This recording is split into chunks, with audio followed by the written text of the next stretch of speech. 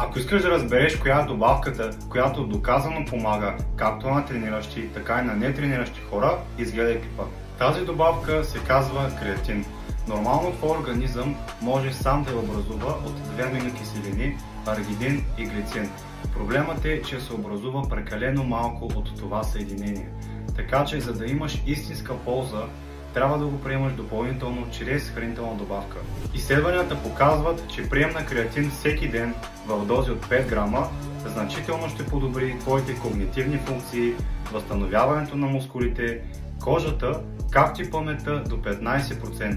Интересен факт е, че при жените креатинът има дори още по-голяма полза. Ако искаш да си набавиш креатин единствено и само от храната, ще трябва всеки ден да консумираш минимум 2 кг червено месо, което не препоръчвам. Ако търсиш качествен и научно доказан креатин, който няма тежки метали, няма примеси и използва медицинска пластмаса, може да си поръчаш от сайтът на Proof Nutrition и да използваш промокод MARTY за 10% отстъпка. Последвай ме за още полезни видеа, ако искаш да помогна за конкретен твой проблем, запази час за консултация.